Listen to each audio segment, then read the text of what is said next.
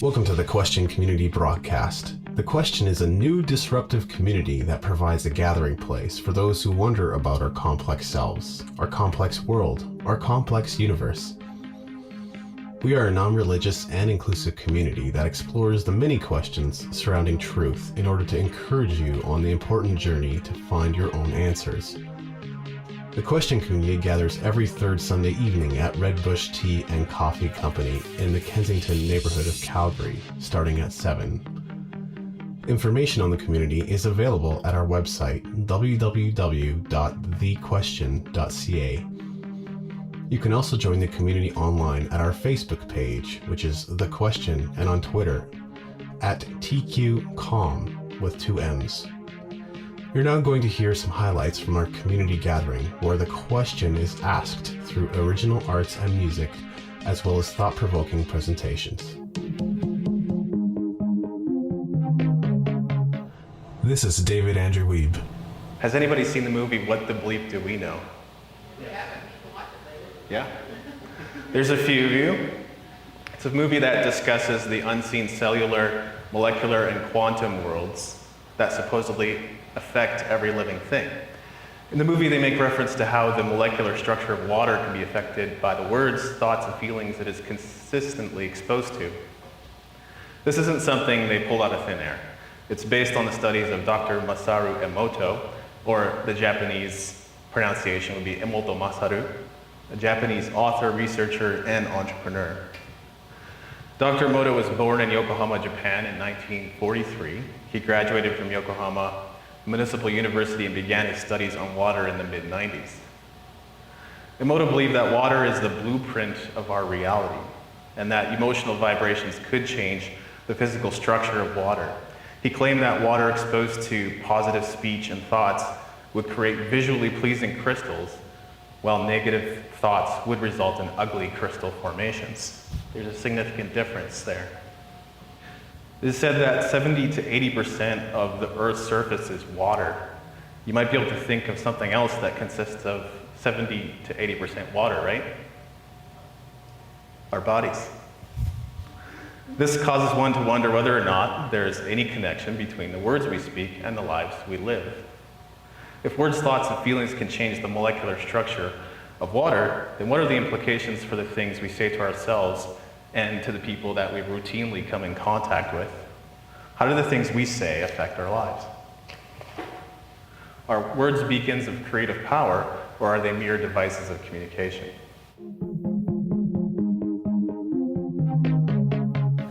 Based on Emoto's findings, I was prompted to investigate the power of words. At first, my research was yielding very little. I've often heard spiritual and personal development speakers and even authors discuss this concept, but it was often based on experiential, scriptural, or anecdotal evidence. Evidence that may very well be valid, but would be difficult to validate or invalidate. But this year I decided to reread a book by Dr. Robert Anthony. He's one of my favorite authors in the personal development field. Although mostly unintended and synchronistic, I ended up finding a few quotes that provided me with some interesting insights into the power of words. Robert Anthony, by the way, earned a PhD in behavioral psychology from Pacific Western University and has worked as a psychotherapist, neurolinguistic programming practitioner, master hypnotist, and personal performance trainer. He has authored over 15 books, and some of his most known works include The Ultimate Secrets of Total Self-Confidence and Beyond Positive Thinking. This quote and all that follow are from his 1979 self-help book, The Ultimate Secrets of Total Self-Confidence. I'm going to begin by sharing what I think is the most relevant quote for this discussion. Successful experiments involve photographs taken of ordinary drinking water while it is being prayed over and blessed. Preliminary photographs of the water showed very thin vibrations, but at the same water was being sanctified, it registered significantly increased radiation, indicating that the power of positive thought can be transferred to an object. Although it may sound like Dr. Anthony is indeed referring to Emoto's studies, that isn't possible because his book was released in 1979 and Dr. Emoto's studies began in the mid-90s, as I said earlier.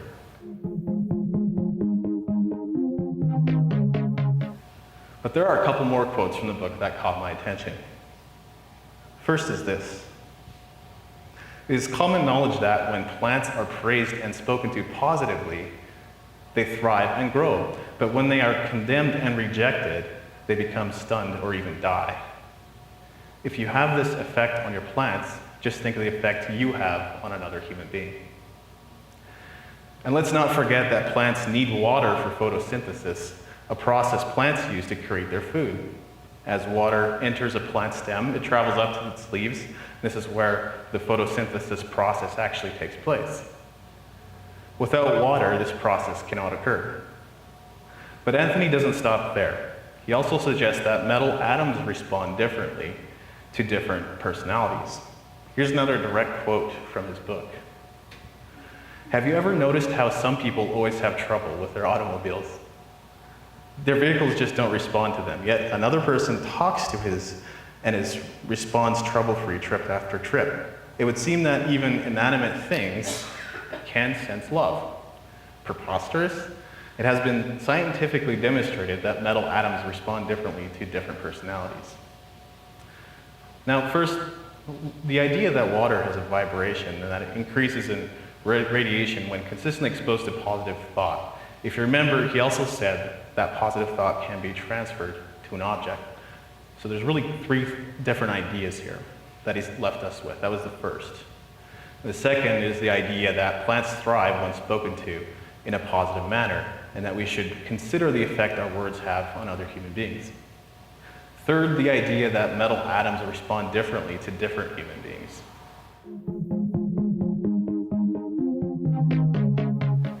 At this point, I'd like to introduce an old friend of ours. I'm sure that there's little need for introduction, but I'll do a quick recap. Albert Einstein was born on March 14th, 1879, and was a German-born theoretical physicist. He developed the general theory of relativity, now considered one of the two pillars of modern physics. Of course, he is most known for his mass-energy equivalence formula, E equals mc squared. There's a famous quote by Einstein that I'm sure you've heard. "Everything in life is vibration." There's another physicist with a similar opinion of the world by the name of Nikola Tesla. Tesla was born on July 10th, 1856 in modern-day Croatia. He was a Serbian-American inventor, electrical and mechanical engineer, physicist, and futurist, most known for the design of the modern alternating current, or AC, electric supply system. He said that if you want to find the secrets of the universe, think in terms of energy, frequency, and vibration. The interesting part is that Tesla would likely disapprove of the juxtaposition I just made. He was critical of Einstein's theory of relativity, and he has even been quoted as saying that, "I hold that space cannot be curved for the simple reason that it can have no properties. It might as well be said that God has properties. He has not, but only attributes, and these are our making. Of properties we can only speak when dealing with matter filling the space. To say that in the presence of large bodies, space become curved is equivalent to saying that something can act upon nothing. I, for one, refuse to subscribe to such a view." That was Nikola Tesla's quote. Tesla claimed that he had developed his own physical principle regarding matter and energy. When he was 81, he noted in a letter that he had actually completed a dynamic theory of gravity that would once and for all put an end to idle speculation about curved space. Though he also noted that he had worked out all the details, his theory was never found in his writings. That remains an unsolved mystery. Unfortunately, there's no way of knowing what Tesla's theory was, or if he actually had one. So despite the fact that both Einstein and Tesla were physicists, their disagreements force us to conclude that their views on the vibration and the world didn't just come from the studies and disciplines they were engaged in. I found an interesting article by Arjun Walia. He's a writer for Collective Evolution, an alternative media platform that produces articles and videos that urges readers and viewers to expand their way of thinking. Not unlike what happens here at the question, right? Unfortunately, I couldn't find any additional information on who Arjun Walia is, besides the fact that he's written a lot of articles for different publications and that he's appeared in a documentary.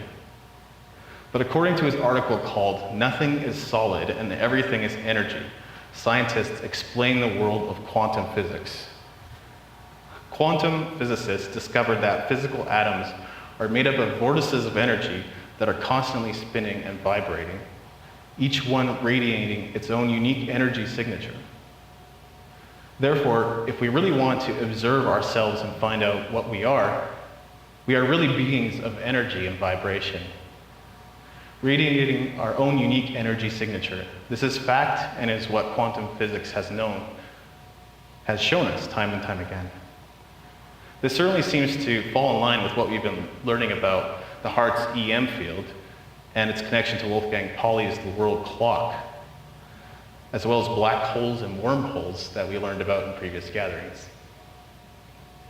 Walia also quotes Richard Conn Henry in his article. Henry was born on March 7, 1940, as a professor of physics and astronomy at Johns Hopkins University. He's the author of one book and over 200 publications on the topics of astrophysics, various forms of astronomy. He says, "A fundamental conclusion of the new physics also acknowledges that the observer creates the reality. As observers, we are personally involved with the creation of our own reality. Physicists are being forced to admit that the universe is a mental construction. Pioneering physicist Sir James Jeans wrote, "The stream of knowledge is heading toward a non-mechanical reality. The universe begins to look more like a great thought than like a great machine. Mind no longer appears to be an accidental intruder into the realm of matter. We ought rather hail it as the creator and governor of the realm of matter."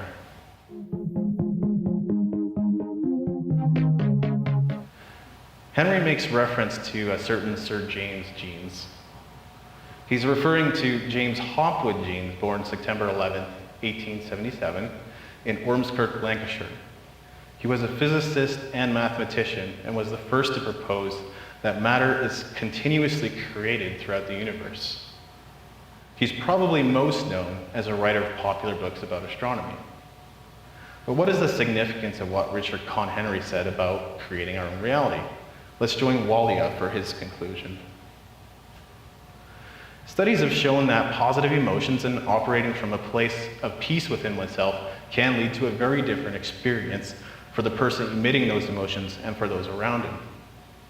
At our subatomic level, does the vibrational frequency change the manifestation of reality? And if so, in what way? We know when an atom changes its state, it absorbs or emits electromagnetic frequencies, which are responsible for changing its state. Do different states of emotion, perception, and feelings result in different electromagnetic frequencies?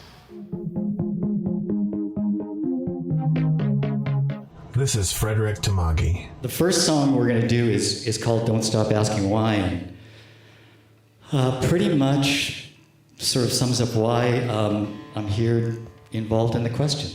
I think sometimes we live in such a chaotic and complex world.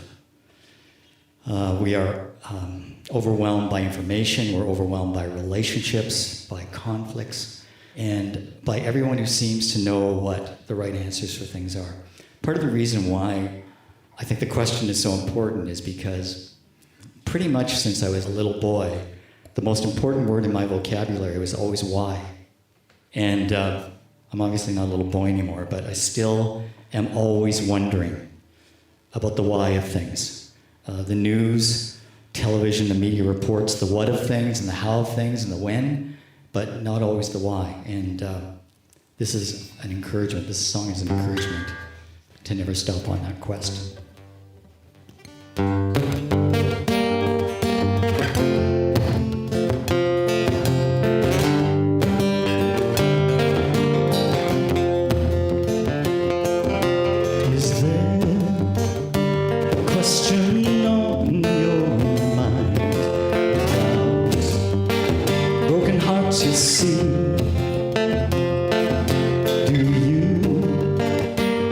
instantly tranquilized. Don't fear, as long as it ain't me.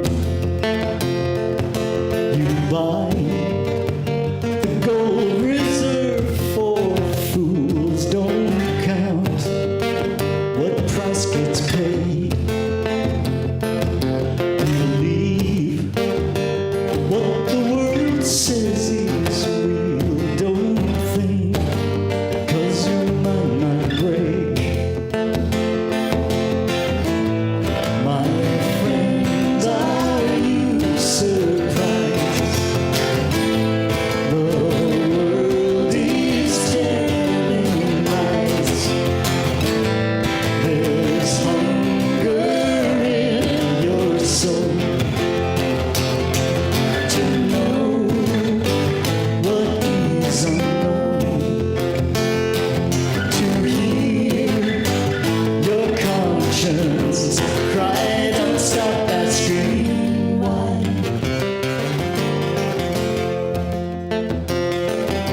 Awake, the sleeping soldier deep inside, to fight your apathy and march across the borderline. Release your identity. My friend, are you surprised? The world is telling lies. There's hunger in your soul to know what is unknown, to hear your conscience cry. Don't stop asking why. Don't stop asking why.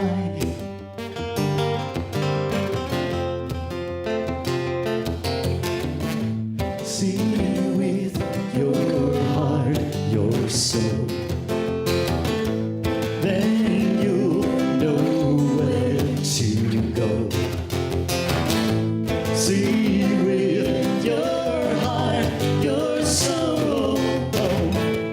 Then you'll know where to go.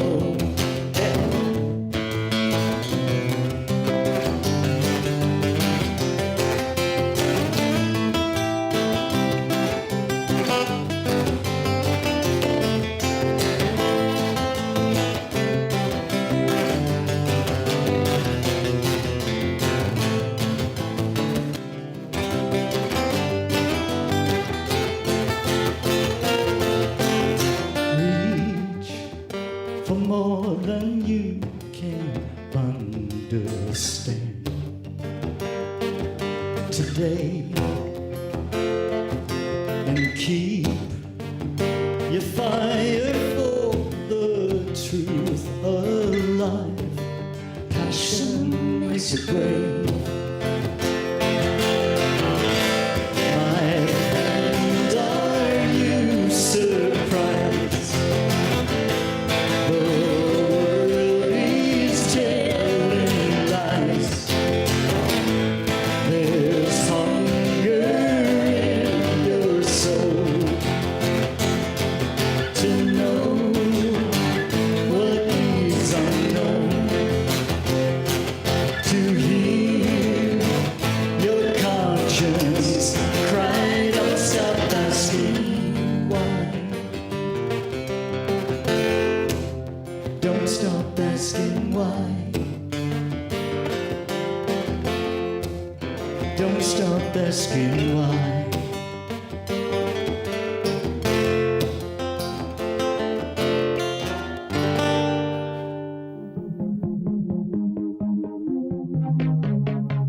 This is part 1 of this presentation. Part 2 will be continued in the next podcast episode.